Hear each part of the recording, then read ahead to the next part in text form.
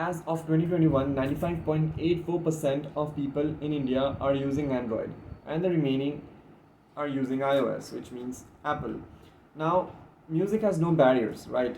So we might be using some application to listen to music. Now, we some of us might be using YouTube Music, some of us might be using Apple Music, but there is a high probability that we might be using Spotify as our music application, as our go-to music application, because free, but it really fits well in a price sensitive market like India. Speaking of India, Spotify India was launched in the year 2019, which is quite recently, but originally as a company, it dates back to 2006 when two people, Daniel Ek and Martin Lorentzon, founded the company in Sweden. Now we can see that this has been a 16-year-old long journey for a company which now is earning $1 billion in revenue. In this video, we are going to discuss about its early struggle, its business model, its revenue generation process, and also upon shed some light upon some controversies in which it has found itself in the past. Now, without any further ado, let's get into this video. So before you start your company, you should know the vision of your company in the long run, right? So similarly, Spotify's vision was to unlock the potential of a human creativity by giving a million creative artists the opportunity to enjoy and be inspired by these creators. Though Spotify was launched in 2006 as a company, it launched its streaming service in the year 2008, that is 2 years later. Initially, customers were brought into the platform through invites supported by ads, but they launched their premium model almost immediately. In the same year of the launch, that is in 2008, it suffered a loss of about 31.8 million Swedish kroners, which is about $4.4 billion. Spotify said that their main mission was to establish the privacy and also give the artists the credits they deserve. Unlike some other platforms like Napster and LimeWire, which at those times allowed the people to download the music illegally. Spotify as an app was launched on Apple's App Store in the year 2009 and on Android's Play Store in the year 2012. In the year of 2011, it suffered a loss of about $60 million from a total revenue of about $244 million. And in the next year, 2012, it again suffered a total loss of about $44 million from a total revenue of $500 million. Now, it doesn't sell us any physical product, but it does sell in a very subtle manner to us dozens of playlists consisting of dozens of songs. Now, for example, in 2015, a playlist named Discover Weekly was released, which proved to be a hit among its users because in 5 months it garnered like 1.7 billion streams. Again, in 2016, 6 playlists, now namely Fresh Finds, Basement, Fire Emoji, Hiptronics, Six Strings, and Cyclone were launched to promote new and lesser known artists around the world. Again, in the same year of 2016, perhaps in the month of August, a playlist named Release Radar was released by Spotify, which came under the Radar program, which allowed artists from all around the world to come forward and make a name among everyone, among their audience. So, all these playlists were released by the platform itself, apart from the fact that you as a user can make your own playlist, can make your own custom playlists including songs of your own favorite artists and musicians and bands and so much more. So all these playlists were free of cost, but Spotify was able to increase its user base exponentially using all these playlists.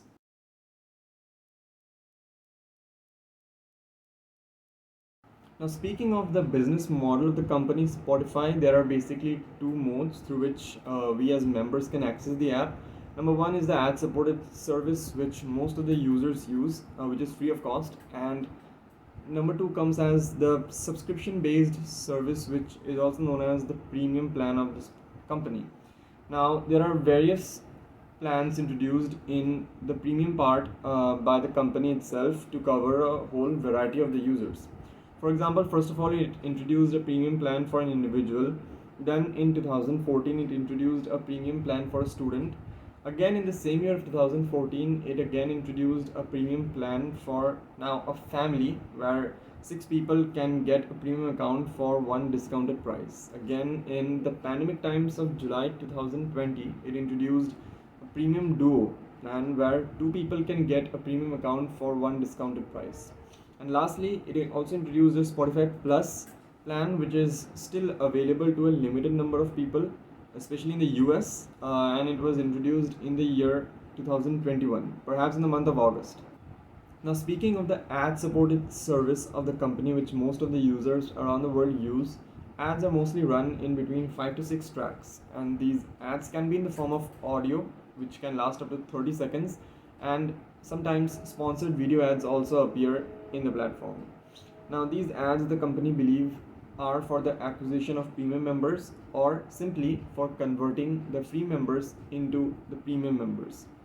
As of the fourth quarter of the year 2021, it stands that the MAU or the monthly active users in the platform of Spotify are around 406 million, out of which 180 million are premium members. Though we can see clearly that the majority of the members using the platform are using the free model of the company, majority of the revenue comes from the people who are using the premium plan of the Spotify. Now, some of the points for which Spotify still believes in running these ads or simply in continuing this freemium model of the company is because it's a viable standalone product. It helps in the acquisition of 60% of the free members. That is, it helps in acting as a funnel. And thirdly and the last, it helps in converting, again the same point, it helps in converting the free members into the premium members. In 2016, Sponsored Playlist was a playlist which was released by Spotify, in which it asked the brands to sponsor the playlist on the platform, and in return for the sponsor, Spotify will help the brands in finding its users, that is in brand marketing, native promotion, and also in social tools. Now, podcasts were available in Apple's iTunes since 2005 and have been around in the world since the year 2000. But for the first time, Spotify introduced podcasts in the year 2018, and boy, it proved to be hugely advantageous for the company itself because audience increased by around 175%. As a result of this, in 2019, Spotify bought Gimlet Media and Anchor, who are both well known in the podcasting industry, for just under $314 million. Again, Spotify invested around $500 million upon podcasting because of three simple reasons. It helped it to be one of the best audio platforms in the world. It also helped in the generation of revenue from advertising in between the podcasts. And number three, it also helped in gaining more audience from the free subscribers. By the second quarter of 2021, it was found that audience or the listeners of the podcast were increased by around 30% from the first quarter of 2021, and revenue increased by around 627%, which is huge. And this happened mainly due to the acquisition of well-known members of the podcasting industry like Ringer, Podcast, Gimlet, Anchor, and also due to the exclusive deals with Joe Rogan Experience and Obama's Higher Ground Studios. So we can see that due to the inclusion of podcasts upon the platform, audience traffic increased exponentially in the platform of Spotify, and it also helped in making a name in the podcasting industry also.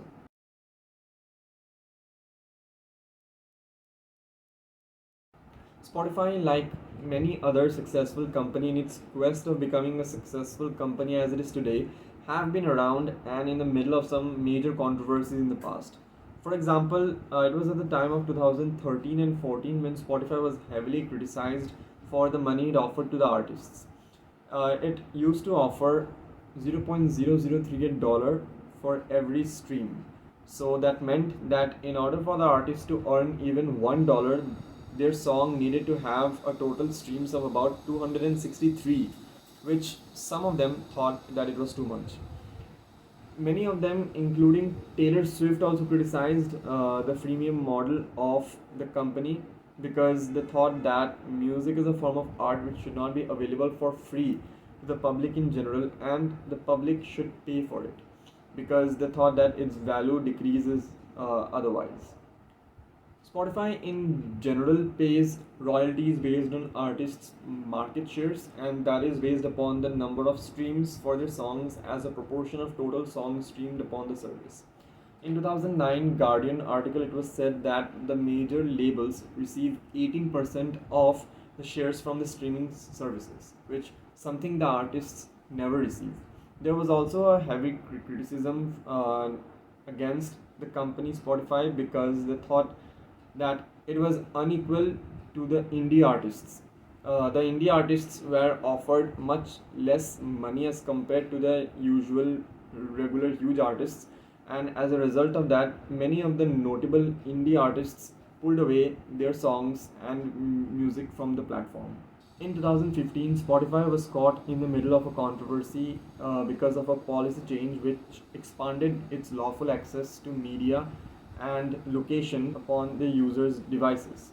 Again, in the same year of 2015 only, Spotify was accused again for pay for play policy because some songs of a particular artist were included in a playlist of totally unrelated genre.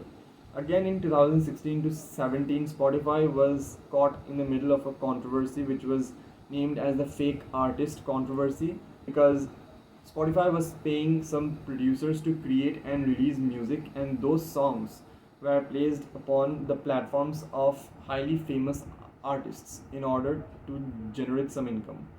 Again, in the year 2021, now not the whole platform but its co-founder Daniel Ek, which is one of the founders of the company, was criticized because he donated around $100 million upon Helsing, a European defense AI company, through his investment company Prime Materia. Many notable artists and musicians all over the world discussed the fact and were disgusted by the way he was giving away the money which the artists deserved, and even argued and asked him the question if that's the real function of music, that is to promote warfare.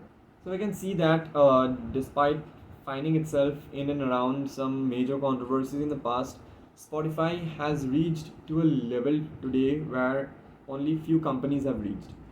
Now, as of speaking today in September of 2022, Spotify is valued at $20.26 billion.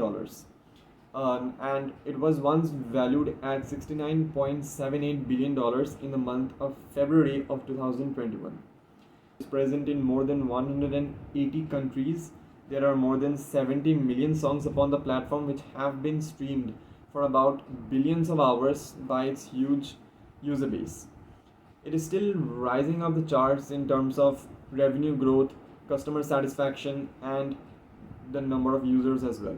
Now that is what is called a success for a company.